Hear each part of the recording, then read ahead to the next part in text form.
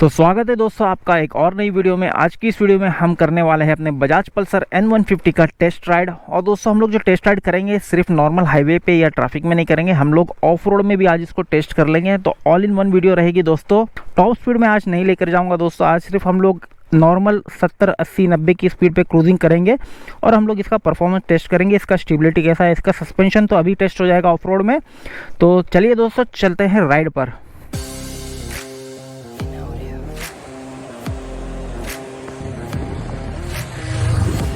तो यहाँ पर दोस्तों आप देख सकते हो सामने मेरे जो ऊपर रास्ता गया वो थोड़ा चढ़ान है और ऑफ रोड का रास्ता है, पत्थर और मिट्टी दोनों है इस रास्ते में। तो देखते हैं अभी हमारा सस्पेंशन भी टेस्ट हो जाएगा इसी रोड पर। ये मैंने सेकंड गियर डाला अभी।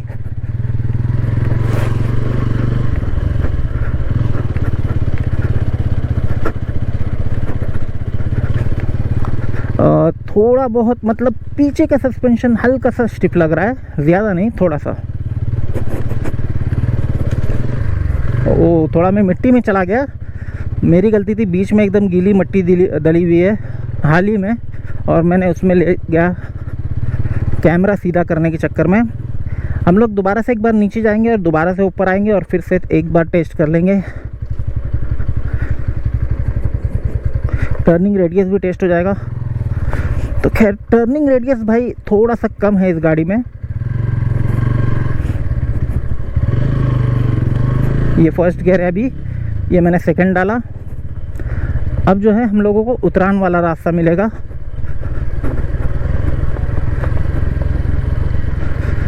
अब मिट्टी में जाने की गलती नहीं करूंगा मैं, क्योंकि गीली मिट्टी में जाएगी तो कोई भी गाड़ी स्लिप करेगी, चाहे 140 का ही टायर क्यों ना हो। और इसका तो खैर 120 का टायर है, ठीक ठाक टायर है पीछे वाला। काफ़ी पत्थर है यहाँ पर। और ये सेकंड गियर में ही हम लोग की गाड़ी चढ़ी भी और उतरी भी। दोबारा से हम लोग ऊपर चढ़ाएंगे अब इसको। और उससे पहले दोस्तों आपको बता देता हूँ मैं, वाइब्रेशन मतलब अभी देखो हाई स्पीड में वाइब्रेशन टेस्ट होता है, पर मैं आपको बता दे रहा हूँ जो सस्पेंशन की वजह से वाइब्रेशन फील होने चाहिए वो नहीं हो रहे हैं। तो मतलब सस्पेंशन ठीक ठाक काम कर रहा है। इसका पीछे का भी इतना स्टिफ नहीं लगा मुझे, थोड़ा सा हल्का सा स्टिफ लगा। पिलियन के साथ तो आपको बिल्कुल पता ही नहीं चलेगा। मतलब सस्पेंशन काफ़ी अच्छा काम कर रहा है इसका। अब सस्पेंशन इसको ट्रैफिक में और हाईवे पे तो टेस्ट कर नहीं सकते, बेस्ट तरीका है इसको ऑफ रोड में टेस्ट करो। ऑफ रोड में ये काफ़ी अच्छा काम कर रहा है। तो अब चलते हैं दोबारा से ऊपर। उसके बाद हम लोग जाएंगे थोड़े से ट्रैफिक वाले रोड पे, यानी विलेज वाले रोड पे, जहाँ पर हमको स्लो चलाना पड़ेगा। उसके बाद हम लोग हाईवे पकड़ेंगे और वहाँ पर टेस्ट करेंगे। तो दोबारा से टर्निंग रेडियस चेक करते हैं। अब देख सकते हैं दोस्तों टर्निंग रेडियस इस गाड़ी में थोड़ा सा कम है।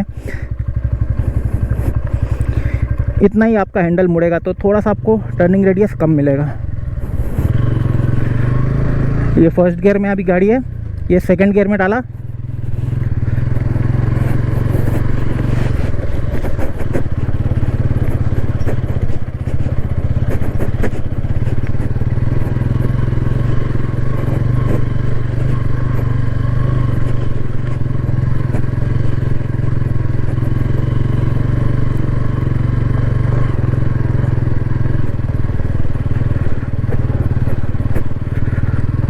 काफ़ी आसानी से चढ़ गई ऊपर, कोई तकलीफ नहीं हुई।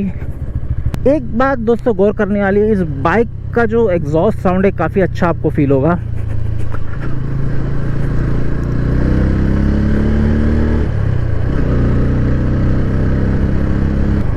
एक 120 की टायर की वजह से आपको लीन करने में काफ़ी मदद मिलेगी दोस्तों ये गाड़ी में।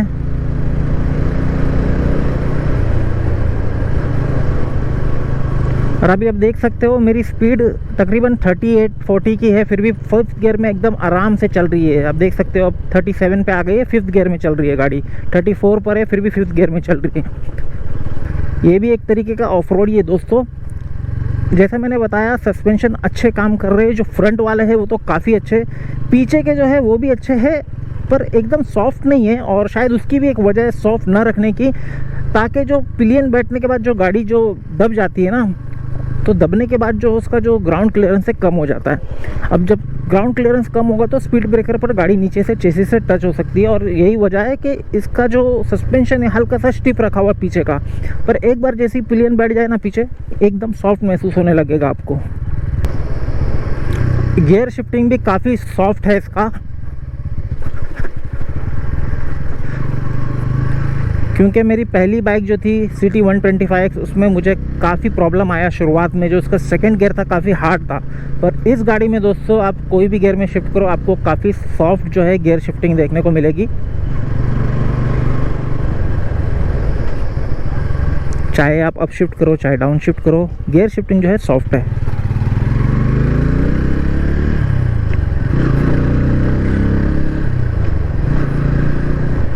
गाड़ी का पिकअप दोस्तों काफ़ी अच्छा लगा मुझे।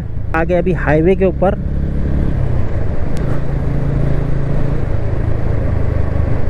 और जैसे कि आप देखोगे आप एकदम से रोक करके गियर एकदम से फिफ्थ फोर्थ थर्ड में भी डालते हो ना, तो जो गियर अटकने का इशू वो नहीं होता है। कुछ कुछ गाड़ियों में होता है कि आप अचानक से एकदम स्पीड कम करके गियर जो डाउन शिफ्ट करोगे तो आपका गियर जो है अटकने का चांसेस होता है, तो वो चीज़ इसमें नहीं है। मतलब गियर के मामले में ज़ीरो प्रॉब्लम, ठीक है, 100% मस्त है गाड़ी है। और स्टेबिलिटी के मामले में भी दोस्तों अगर आप दोनों हाथ पकड़ कर चला रहे हो तो आपको काफ़ी स्टेबल लगेगी ये गाड़ी। फ़िलहाल हम लोग चल रहे 65-70 के बीच में दोस्तों।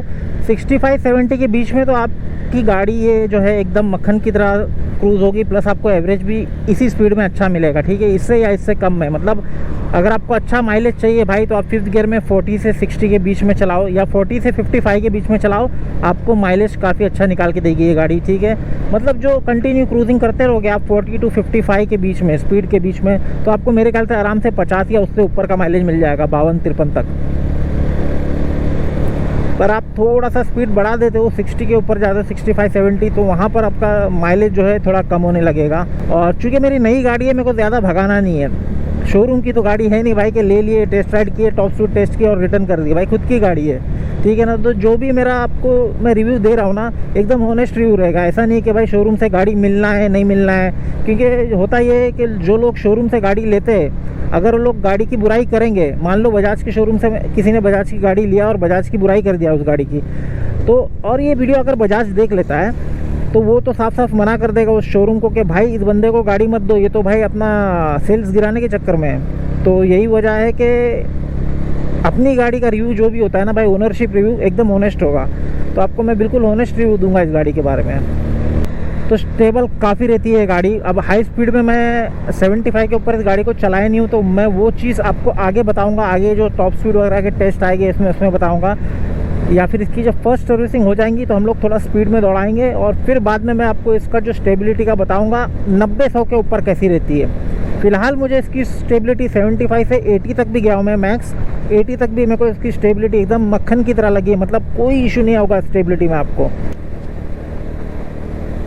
और रही बात ब्रेक्स की, तो दोस्तों देखो अगर आप एक एक्सपीरियंस ड्राइवर हो, अगर आप टू व्हीलर चला रहे हो कुछ सालों से, तो आपको इसके ब्रेक्स काफ़ी अच्छे लगेंगे, चाहे फ्रंट ब्रेक हो चाहे रियर ब्रेक हो। हालांकि इस गाड़ी में इस वाले मॉडल में रियर में ड्रम ब्रेक है, फिर भी दोस्तों अच्छा खासा ब्रेकिंग है, तो ब्रेकिंग में नो प्रॉब्लम। बाकी सीटिंग कंफर्ट इसमें काफ़ी अच्छा मिल रहा है। अब लॉन्ग राइड जब करेंगे तब पता चलेगा कि भाई आप कितना घंटा इसको चला सकते हो कंटिन्यू, या कितना किलोमीटर इसको आप चला सकते हो, कितनी स्पीड में आप कंफर्टेबल क्रूज़ कर सकते हो।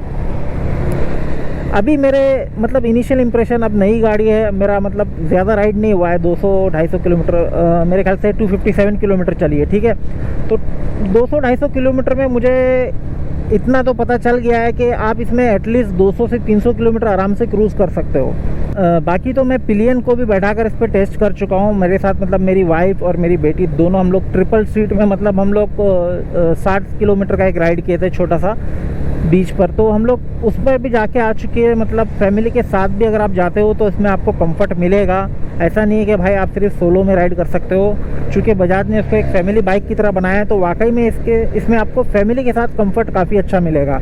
बाकी बाइक के मुकाबले इस सेगमेंट के अगर आप देखोगे तो यही एक लौती ऐसी बाइक है, क्योंकि भाई मैं कम से कम मैं 8-10 बाइक शोरूम में जाकर सर्वे किया, सीट लेंथ देखा, ग्राउंड क्लियरेंस देखा, सब चीज़ देख करके बाद में मैंने इस बाइक को लेने का फैसला किया। ऐसा नहीं कि भाई 4 यूट्यूब की वीडियो देख ली और ले लिया, ऐसा नहीं है। मैं खुद जाकर टेस्ट राइड लिया हूँ बाकायदा 5-6 गाड़ी, और उसमें से मतलब तकरीबन 8-10 गाड़ी के मैं सीट लेंथ लिया, जिसमें से फिर मैं 6-7 को शॉर्ट लिस्ट किया और उन शॉर्ट लिस्ट की गाड़ी का मैं टेस्ट राइड भी लिया, और जिसमें से ये गाड़ी मुझे चलाने के मामले में भी कंफर्टेबल लगी, प्लस फैमिली कंफर्ट के मामले में भी मेरे को सही लगी।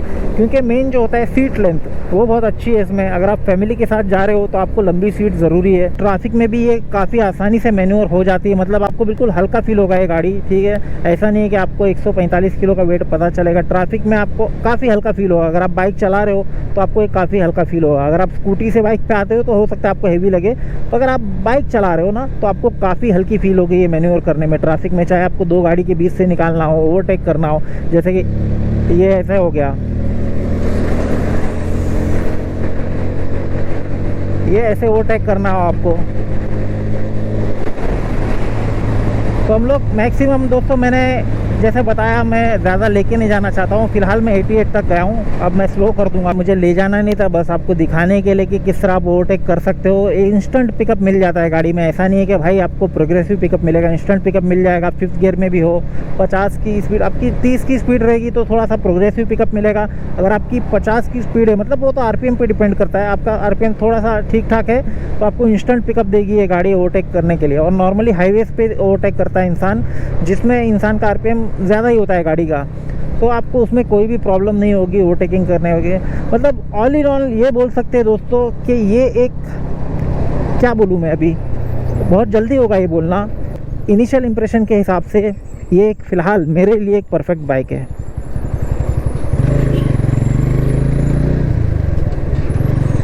यही रहा हमारा ट्रैफिक। अब यहाँ पर तो ओवरटेक नहीं करूँगा दोस्तों, मैं किसी को परेशान करना अच्छा नहीं लगता है। मतलब ओवरटेक करने में क्या है, मैं आगे चले जाऊँ हॉर्न मार मार के, मगर क्यों किसी को डिस्टर्ब करना, भाई वो चला रहा आराम से गाड़ी, हॉर्न मार मार कर भी मैं कितना आगे चले जाऊँगा।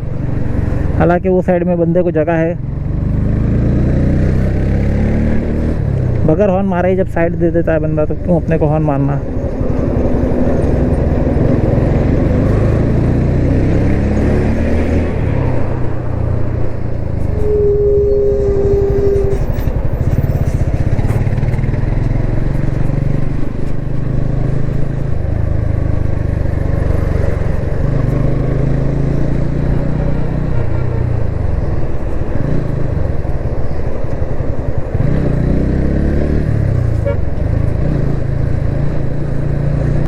आगे की वीडियो में हम लोग इसका माइलेज टेस्ट भी करेंगे, इसका टॉप स्पीड भी चेक करेंगे, और इसको जैसे मैंने बताया लॉन्ग ट्रिप पर भी ले जाना है दोस्तों। लॉन्ग ट्रिप बोले तो हो सकता है हम लोग 600, 700, 800, 900 किलोमीटर जाए, और उससे ज़्यादा अगर किस्मत में लिखा हो तो वो भी जाएंगे।